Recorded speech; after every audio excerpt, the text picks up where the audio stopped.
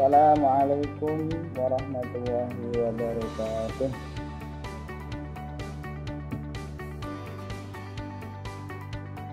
Selamat pagi anak-anakku semuanya kelas 8A sampai F.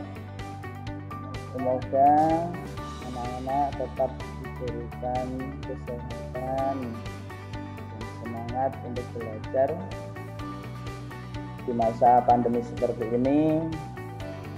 Dibuat pen-pen saja atau santai-santai saja. Jadi pembelajaran santai tapi tetap serius supaya anak-anak tidak terlalu beban dalam mengikuti pembelajaran. Oke, sebelum pembelajaran kita mulai, mari kita berdoa bersama-sama. Semoga anak-anak tetap diberikan kesehatan dan pastinya kelancaran dalam menuntut ilmu. Doa mulai.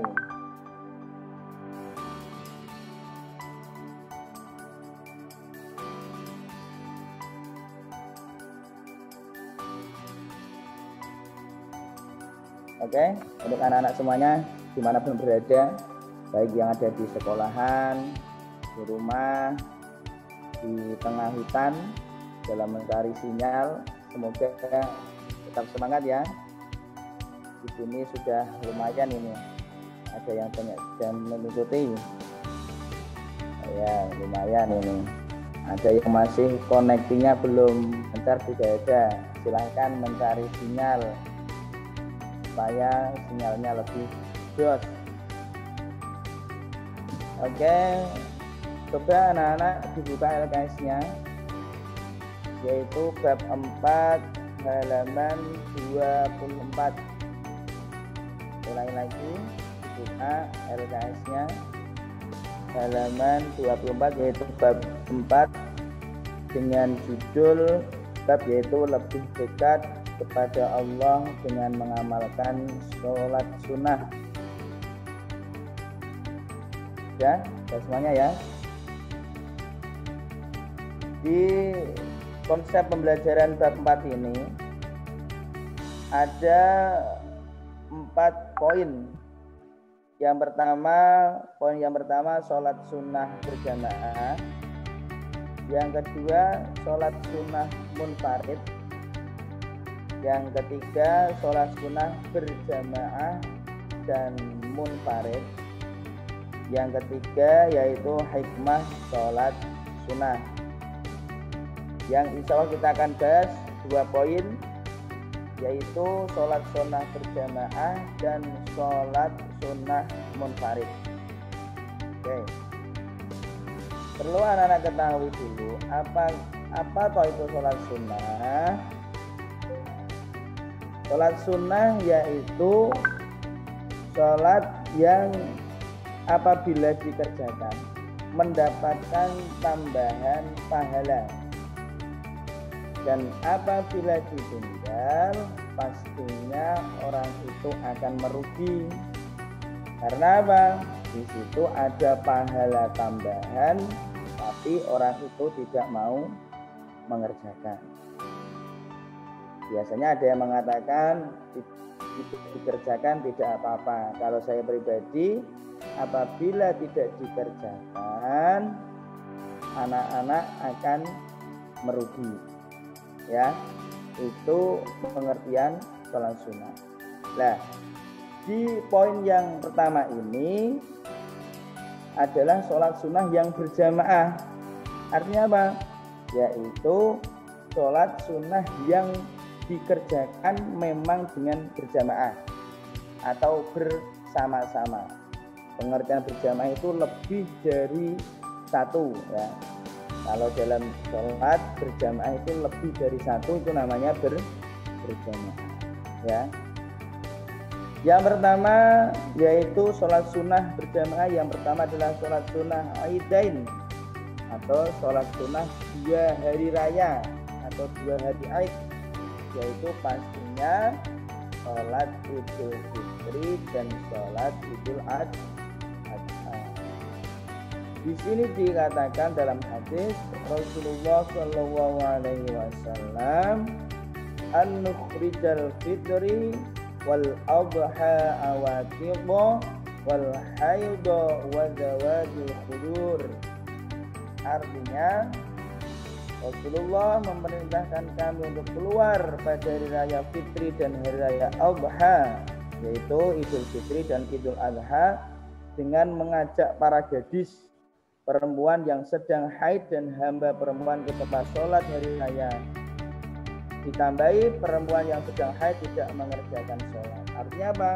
Memang dianjurkan sekali untuk melaksanakan sholat Idul Fitri dan Idul Adha. Bahkan wanita yang sedang haid pun dianjurkan untuk mendatangi tempat sholat walaupun dan nanti tidak mengerjakan sholat. Dengan catatan ya, kalau sholatnya di masjid, jangan masuk ke masjid, cukup di halaman masjid yang wanita haidnya itu loh, yang bagi wanita, ya paham ya? Bagi wanita kalau Idul Fitri atau Idul Adha yang sedang haid boleh mendatangi tempat sholat Idul Fitri Idul Adha, dengan catatan yaitu tidak boleh mengikuti di dalam masjid, harus di luar masjid karena haram orang yang haid masuk ke dalam masjid. Perlu Anda ketahui untuk pelaksanaan sholat Idul Fitri dan Idul Adha ini ada catatannya. Yang pertama adalah dilaksanakan pada waktu pagi hari, yaitu ketika matahari sudah terbit atau dikatakan waktu duha. Yang selanjutnya kalau Idul Fitri itu dilaksanakan pada tanggal 1 Syawal. Kalau Idul Adha dilaksanakan pada 10 Zulhijjah. Itu anak-anak bisa lihat karena ini waktunya terbatas, jadi saya agak cepat. Itu anak-anak bisa dilihat ketentuan pelaksanaan adalah sebagai berikut, itu di halaman 25. Anak-anak bisa membacanya itu. Yang kedua yaitu sholat khusuf gerhana bulan. Khusuf ya di sini, dan sholat khusuf gerhana matahari itu bedanya. Kalau sholat gerhana bulan itu pakai kho, khusuf. Kalau gerhana matahari itu pakai k, khusuf. Bedanya itu sama-sama sholat gerhana, pasti pelaksananya pasti beda. Kalau gerhana bulan dilaksanakan ketika malam hari karena itu gerhana bulan. Kalau sholat khusuf yang pakai k, gerhana matahari, itu dilaksanakan pada waktu yang hari ketika matahari sedang ada gerhana. Ini yang ada gerhana ini mataharinya ya, tidak hatimu yang penuh gerhana ini. Kalau kamu kan kalau ada lagi sedang gundah, Pak, hati saya sedang ada gerhananya Pak, ini perlu disolati. Sedang galau Pak, ya, ini yang kenal gerhana ini matahari dan bulan, tidak hatimu. Kalau hatimu selalu ada gerhananya karena selalu dicuekin jadi galau. Artinya di sini ada hadis, inna syamsa wal qamara ayataini min ayatillah yang kasifani li mauti ahadin wala li hayati fa idza ataitumuhuma fad'u Allah wa shalla hatta yanjaliya. Artinya sesungguhnya matahari dan bulan adalah sebuah tanda dari tanda-tanda Allah. Keduanya tidak menjadi gerhana disebabkan kematian seseorang atau kelahirannya. Bila kalian mendapat gerhana maka lakukanlah sholat dan berdoalah hingga selesai peristiwa itu. Nah ini ya yang harus anak-anak pahami ya. Ketika ada gerhana ini harus disunahkan sholat, tidak malah ada kegiatan-kegiatan yang menyusahkan. Contoh memukuli kelapa. Iki grone gen ramang klopo ditutuki. Waduh, itu salah. Apalagi ada orang yang hamil malah disuruh masuk ke dalam bawah amben. Ya, itu di bawah ranjang itu loh. Itu malah menyusahkan, itu tidak benar. Yang benar ketika ada gerhana ya sholat, perbanyak membaca istighfar. Dan nanti kalau kamu besok kalau hamil, waduh, Pak ada gerhana Pak, masuk nih seorang amben, padahal harinya sudah 9 bulan, waduh, malah jajuk amben lisan, kebajuk lisan malam, ya, itu kan malah susah sendiri ya. Yang benar ketika ada gerhana itu melaksanakan sholat, tidak malah nutuki klopo, ya. Kemudian nutuki koncone misalnya. Yang ketiga, sholat yang dianjurkan berjamaah adalah sholat istisqa, yaitu sholat yang dilaksanakan ketika suatu daerah itu dilanda kekeringan, ya, dilanda kekeringan, sudah lama tidak ada air, lah ini dianjurkan melaksanakan sholat istisqa. Yang selanjutnya yang B, ini masih ada 5 menit nanti ya ini ya, ada 5 menit. Nanti sudah mau selesai karena batasnya sampai 20 menit. Yang B, sholat sunnah munfarid, ini yang sendirian. Yang pertama yaitu sholat sunnah rawatib, yaitu dikerjakan pada waktu mau sholat wajib atau sholat qobliyah ba'diyah itu ya, yang anak-anak sering lihat kalau ada orang mau sholat sebelumnya sholat dulu, itu namanya sholat sunnah rawatib. Kedua, sholat tahiyatul masjid, yaitu menghormati masjid. Ketika anak-anak masjid sebelum duduk, anak-anak disunahkan sholat 2 rakaat, itu sholat tahiyatul masjid. Kalau sudah duduk, kesunahannya sudah hilang karena dilaksanakan sebelum duduk ketika masuk masjid. Yang ketiga adalah sholat istikharah. Nah ini anak-anak bisa melaksanakan ketika sedang bingung memutuskan sesuatu. Wah Pak, ini saya dilamar 2 orang Pak. Contohnya umpamanya siapa ya? Ini Nur Habsari umpamanya. Nur Habsari dilamar 2 cowok, bingung memutuskan. Supaya kamu memutuskannya benar-benar pas, nah ini caranya sholat istikharah, minta petunjuk dari Allah Ta'ala. Ini kira-kira yang baik siapa? Nah, minta petunjuk, jangan dukun, tapi mintanya kepada Allah Ta'ala, memutuskan segala sesuatu. Laksanakan, yaitu dilaksanakan kapan saja pun boleh ya, untuk meminta petunjuk dari Allah Ta'ala supaya kamu tidak salah dalam menentukan pilihan apapun, pekerjaan, jodoh, terus maupun nanti mau sekolah di mana. Wah, kok nanti kok bingung sekolah mana Pak? Nah ini kita melaksanakan sholat istikharah dalam menentukan pilihan. Ya, ini mungkin anak-anak yang bisa dipelajari dulu karena ini sudah jam 8:15. Untuk 2 bab yang selanjutnya yaitu sholat sunnah berjamaah munfarid dan hikmah sholat sunnah, pertemuan insya Allah pertemuan selanjutnya ya. Untuk tugasnya anak-anak cukup mudah menulis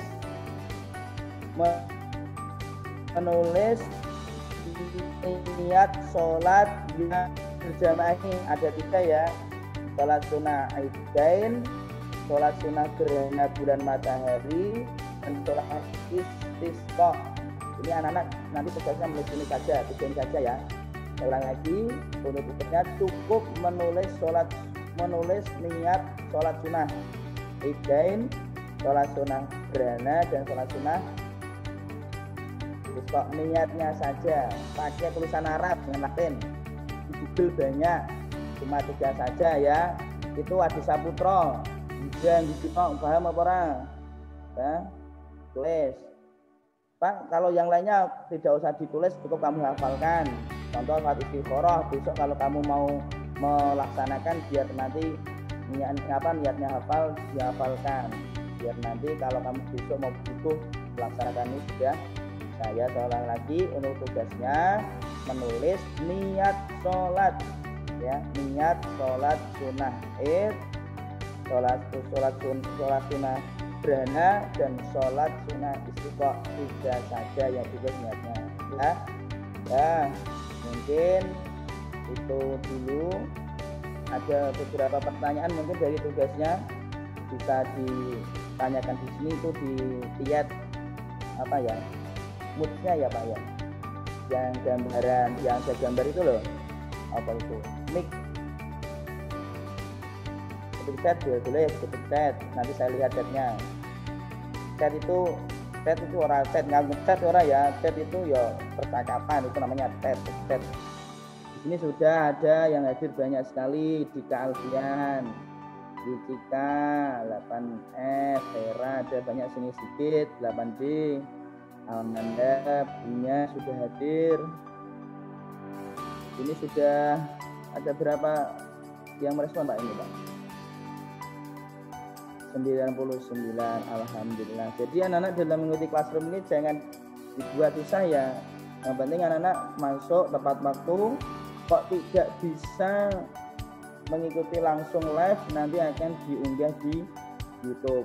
Jadi anak-anak kuncinya harus semangat, happy, biar anak-anak bisa melaksanakan pembelajaran dengan santai dan pastinya ilmu itu bisa masuk dengan mudah.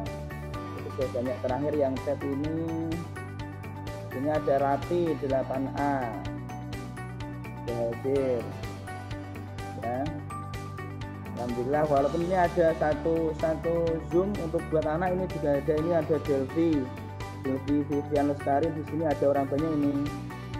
Ayu juga bersama temannya juga, ini siapa ini? Ya itu dulu. Mungkin pembelajarannya sampai di sini dulu. Untuk pertemuan selanjutnya kita akan membahas salat sunah berjamaah dan munfarid dan hikmah salat sunah.